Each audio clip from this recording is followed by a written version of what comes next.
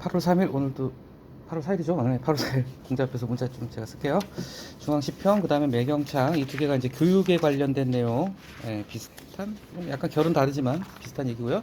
마지막 거 짧게만 보겠습니다. 어제 했던 내용하고 좀 이어지는 부분이니까요. 네, 그래서 먼저 중앙시평부터 볼게요.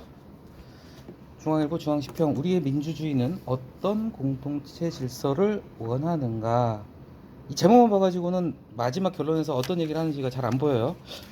감히 말하건대 좋은 제목은 아닙니다. 별로 좋은 제목은요 제목에 다 들어가 있어야 돼요. 사실은 제목만 봐서 글 다 읽고 나서 제목을 봤을 때 이 제목 한 문장으로 요약이 되는 글이 저는 좋은 글이라고 생각을 합니다.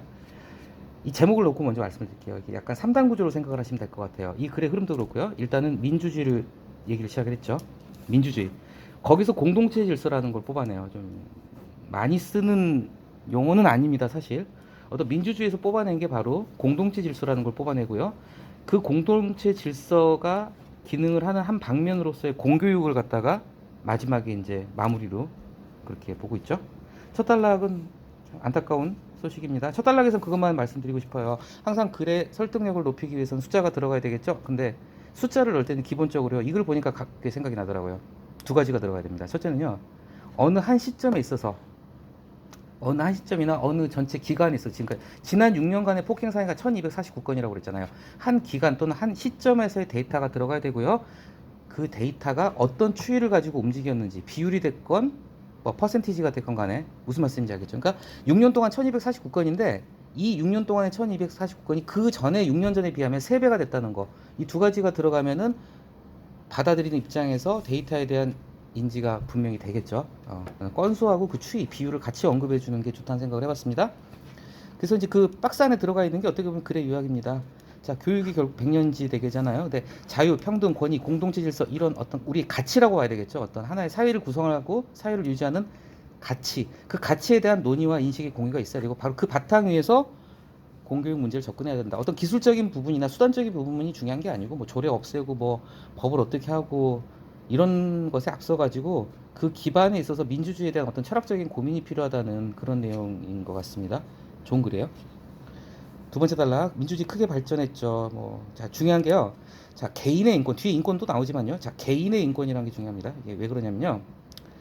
개인의 인권은 인권이라는 걸 갖다가 전체로 보면 사회적인 전체 틀에서 봤을 때는 인권이라는 게 사람의 인권, 존엄성이라는 개념을 봤을 때 사회 전체를 봤을 때 인권이 아니라 개인의 인권을 얘기하고 있어요. 이게 뭐냐면 군사 독재 시절을 거쳐오고 우리가 사회가 민주주의가 뿌리를 내리면서 개인의 인권을 보장됐잖아요. 신체 자유부터 보장이 됐고 재판 청구권 같은 것도 보장되고 사회복지적인 사회보장적 권리도 보장이 됐고 그런 개인적인 차원에서의 개별적인 인권이 확 늘어났다는 걸 얘기하는 거예요. 바로 뒤에 또 인권이나 자유평등 인권 그 다음 줄에 바로 나오잖아요. 그 다음 줄에 나오는 인권은 포괄적인 의미에서 사회 전체로서의 인권의 가치를 얘기하는 거라면 여기서 말하는 거는 한 개인이 자신을 방어하기 위한 수단으로서의 어떤 인권을 얘기하는 거예요. 개인의 인권은 불과 30년 사이에 서구 민주주의에서 한 300년 걸리게 발전했다고 보시면 됩니다. 박정희 대통령 때 우리 국민들의 인신의 자유, 신체의 자유에 비하자면요. 지금 30년이 지난 지금은 정말 이게 서구에서는 몇백 년이 걸린 거거든요. 그리고 표현과 집회 자유도 마찬가지죠. 뭐 불과 전두환 대통령 때나 노태우 대통령 초기까지만 하더라도 이거 제대로 보장 안 됐어요. 정당 활동도 마찬가지였죠. 50하국 때까지만 해도 민정당 외에 그 위성정당들이 있었습니다. 한민당 이런 당이 있어서요. 예. 그리고 국회 역할도 그렇죠. 어제도 말씀드렸죠. 뭐 국회의원들 잡아가던 시절도 있었죠. 불과 100년도 전에 그런 일이 있었어요. 불과 몇십 년 전에. 그러나 이 과정에서 우리는 자 어쨌건 개별적인 면에서 봤을 때 민주주의는 각 분야로 봤을 때 파트별로 봤을 때는 성장을 했지만 그 과정에서 이제 철학적인 보자 상위 개념이 나오는 거예요. 자유와 평등, 인권, 공동체 질서 이런 개념에 대해서 우리가 충분하게 고민을 하고 생각을 할 시간을 갖지 못했다는 얘기입니다. 좋은 표현인데요. 독립운동처럼 당위성을 가지고 추구했다. 여기서 당위성을 가지고 있다는 건 이렇게 보시면 될 것 같아요. 어떤 맹목적으로 서둘러서 이런 뜻입니다. 왜냐하면 일제시대 때 우리의 독립운동은 어떻습니까? 일단 서둘렀죠. 급해야 됐죠. 독립이 300년대 되면 뭐 하겠어요. 그죠?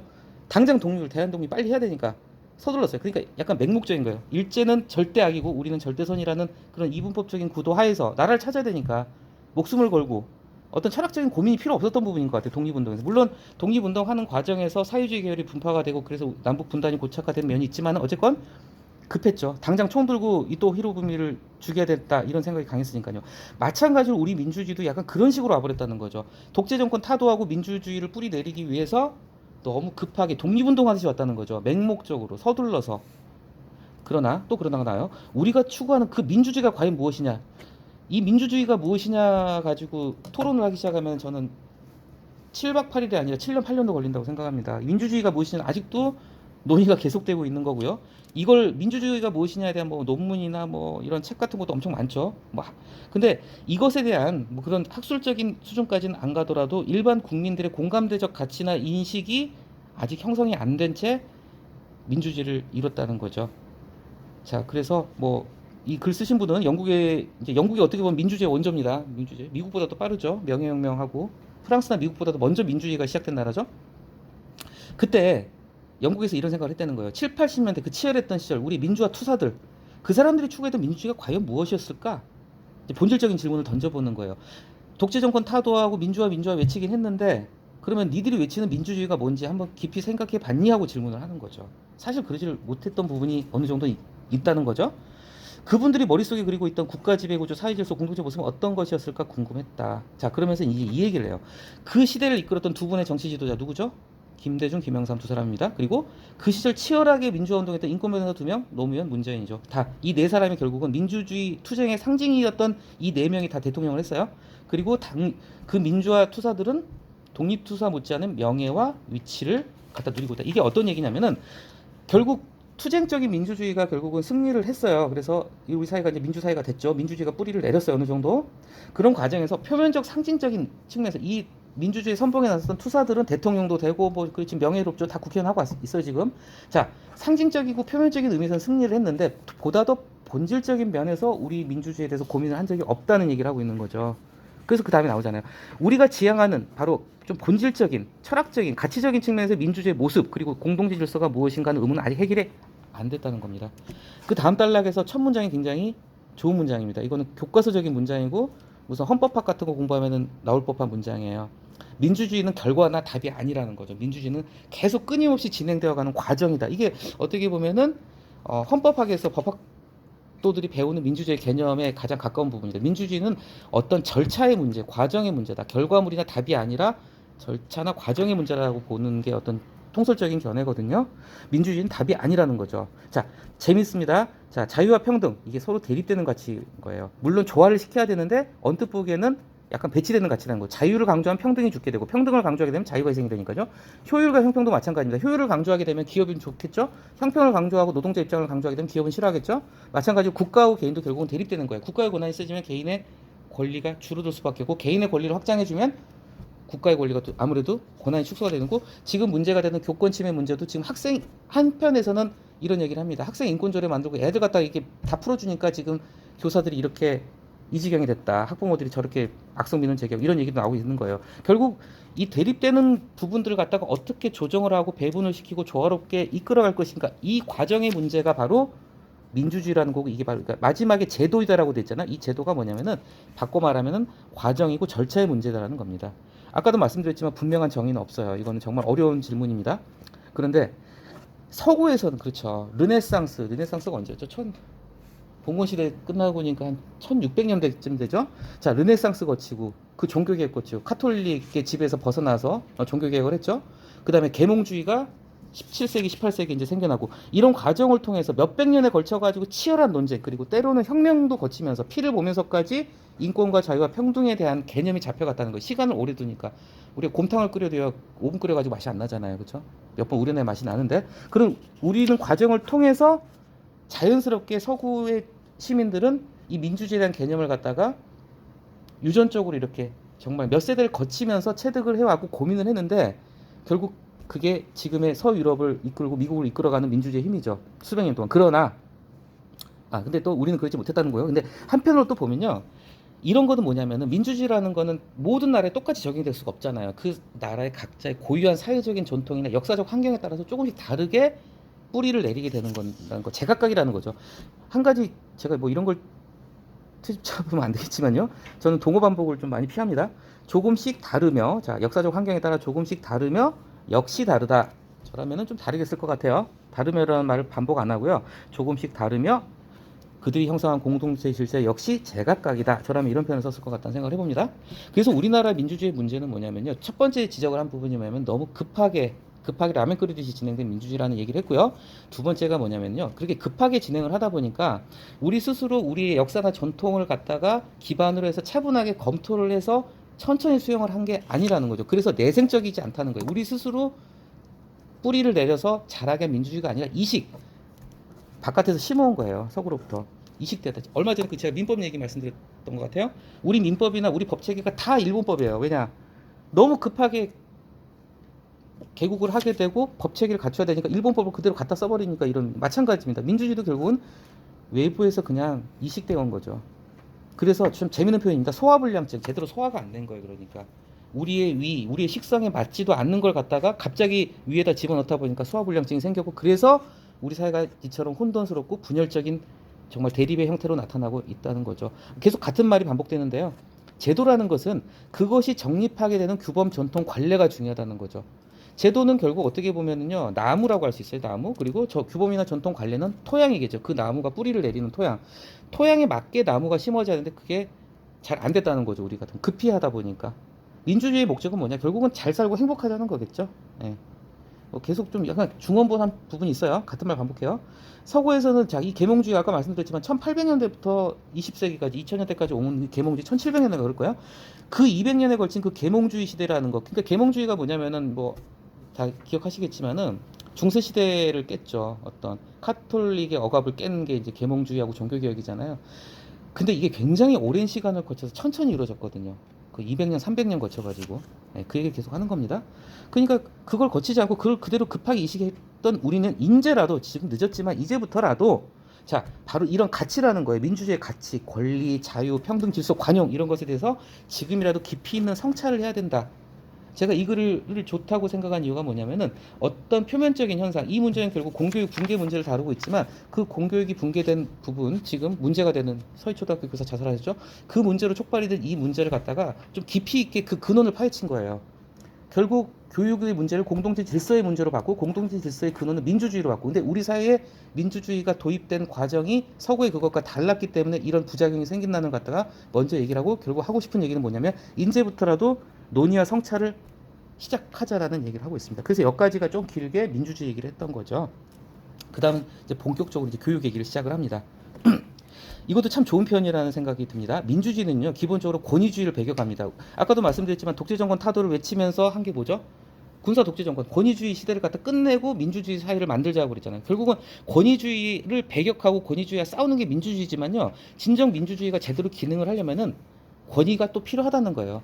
공동체가 부여한 권위. 아무리 민주주의가 됐다 하지만 대통령이나 총리는 있는 거고요. 그 사람들은 분명 일반 시민들하고 다른 권한을 가지고 있잖아요. 그게 어떻게 보면 민주적 정당성을 갖춘 권위라는 부분이고요. 그런 권위가 필요하다는 걸 얘기를 할 수 있죠. 그런 권위가 없으면은 뭐 아닌 말로 콩가루죠, 콩가루. 예. 공동체가 흩어질 수밖에 없겠죠. 안정적으로 공동체가 연대의식을 가지고 유지하기 위해서는 권위가 어느 정도 필요하다. 그러면서 이제 교육계획 얘기를 하는 거죠. 예. 근데 지금 뭐 추천서가 외면다. 이건 저는 잘 모르겠습니다. 제 학교 살 때 이런 게 없었가지고요. 근데 추천서가 뭐 외면당한다. 요즘 고등학교 때 써주나 봐요. 추천서 같은 걸. 어쨌든 사회손실 크다. 자, 학생의 인권은 무엇이냐? 차별이란 무엇이냐? 이제 이거는 이 신문은 아무래도 중앙일보보다 보니까요. 중앙일보가 교육에 관련된 부분에서 상당히 좀 보수적인 논조입니다. 굉장히 보수적이에요. 중앙일보는 이 경제 부분이나 교육에 관련해서는 상당히 보수적이에요. 그 지금은 잘 기억이 안 나는데 중앙일보가 지금도 하는지 모르겠는데 2000년대 들어오면서 중앙일보가 그 교육 관련 컨텐츠 자기업도 가지고 있었어요. 제가 알기로는. 그래서 가장 좀 적극적이고, 뿌리가 삼성이잖아요. 경제 교육이 좀 있어서는 좀 보수적인 교육관을 가지고 있어요. 그래서 그 얘기가 나왔죠. 그 전에, 자, 교사한테 있어서 존중을 해야 될 영역이 무엇인가, 학생의 자율 영역이 뭐, 이게 어떻게 보면 대립되는 부분인데 이거 어느 지점에서 조화롭게 맞출 것인가를 갖다가 좀 고민을 하자는 거죠. 저도 이번에 처음 알았는데 영국의 사립, 영국의 미국의 사립 중고등학교는 참고로 말하면은 우리 같은 월급쟁이들은 애들 절대 못 보낸다고 합니다. 이거 진짜 엄청난 학비랍니다. 진짜 재벌, 그야말로 금수저들만 간 학교라고 그래요. 자, 사립 중고등학교, 물론 이걸 비판적으로 보는 시각도 있지만요. 어쨌건 넥타이 색깔 다르고 이거 성적 가지고, 와, 학교 가기 싫겠어 아침에 진짜.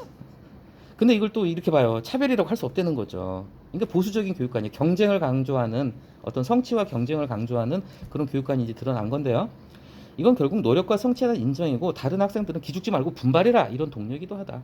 이제 이거는 저는 뭐 어느 쪽이 옳다 그르다 제가 말은 못하겠습니다. 지금 이번에 서희초등학교 교사분 안타까운 사고 생기면서요, 지금 정말 나이 드신 지금 아마 집에 계시는 것 같은데 이해찬 옛날 이해찬 전 교육부 장관이 소환이 되고 있습니다. 이해찬 씨가 김대중 대통령 때 아마 교육부 장관을 했을 거예요. 제 기억엔 김대중이 너무 김대중? 죄송합니다. 김대중인 것 같아요. 그러면서 솔직히 이해찬 장관이 교육부 장관 하면서요 대한민국 교육을 갖다 엎어버렸어요. 엎었다는 게 나쁜 뜻은 아니에요. 저는 같이 판단 안 하겠습니다. 엄청 욕하는 사람 엄청 욕해요 이해찬은. 진짜 욕합니다. 그래서 이번에 지금 이해찬 욕 많이 먹고 있어요. 이거 문제는 이해찬 때문이라는 얘기 나와요. 왜냐면은 이해찬 그야말로 어떻게 보면은 정말 진보 성향의 인사가 교육부 장관이 되면서부터 많은 게 바뀌어 버렸어요. 일단은 제 기억에 저희 때까지 학교 다닐 때 중간고사, 기말고사, 월말고사 같은 게 있었는데 이해찬 제가 정확하지 않을 수 있어요. 장관 바뀌고 나서 학교 애들 시험을 없애버렸다고 그래요. 시험을 없애고 그 이후로 점점 이제 김대중 노무현 정권 들어오면서 이제 학생 인권조례라는 게 생기고 애들 머리 이제 빡빡이 아니더라고요. 염색도 하고 다녀요. 화장하고 다녀요. 저희 때는 상상도 못했죠 우리. 예. 그래서 이제 그런 부분에서 얘기를 했죠. 아무튼 그래서 그런 것에 대해서는 비판이 있는데 이 글을 쓴 필자는 굉장히 이제 보수적인 교육관을 가지고 있는 거죠. 그래서 윤리와 규범을 강조했고요. 좋은 표현입니다. 표현 자체는 이것에 대해서 수긍을 하고 안 하고를 떠나가지고 자 늘 승리할 수만은 없고 정당하게 패배했을 때 그것을 수용할 줄 알고 다시 분발해 승리할 수 있는 기계 좋은 표현입니다. 기계 용기나 마찬가지죠. 그걸 키워주는 게 교육이다. 경쟁 위주의 교육을 은근히 좀 이렇게 강조했습니다. 그래서 마지막 연락 드리겠습니다. 그쵸 우리는 가진 게 없어요. 사람밖에 없습니다. 지하자원도 없고요. 사실 우리 산업화의 역군이라고 할 분들이 뭐냐면 정말 옛날에 독일에 가셨던 간호사 광부들 그분들이 외화 보러 오셨고요. 중동으로 파견된 분들이 그 오일머니 보러 오셨죠. 그래서 어떻게 보면은 이 나라가 이렇게 발전한 거잖아요. 사람밖에 없어요 결국. 그죠. 사람을 키우는 게 교육의 중요성을 얘기하기 위해서 이 얘기를 한 겁니다. 자 성장과 자 쭉 나오기고요. 다 사람이 하는 일이다. 그래서 지금 공교육이 무너지고 있다. 그래서 공교육이 뭘 해야 되냐면 이 공동체 질서를 가르쳐주는 역할을 해야 한다는 거예요. 사설학원은 단지 문제 푸는 기술만 가르쳐주잖아요. 기술자만 양성하지만 결국 인성을 키우고 아이들한테 어떤 민주주의 가치라든지 공동체 질서를 갖다가 심어줄 수 있는 것은 공교육밖에 할 수 없다는 거죠. 그래서 지금 앞에 바로 자가 더 들어갔으면 더 좋았을 것 같아요. 바로 지금 강조해서 바로 지금이 비록 손은 잃었지만 인자라도 외양간을 고치자는 거죠.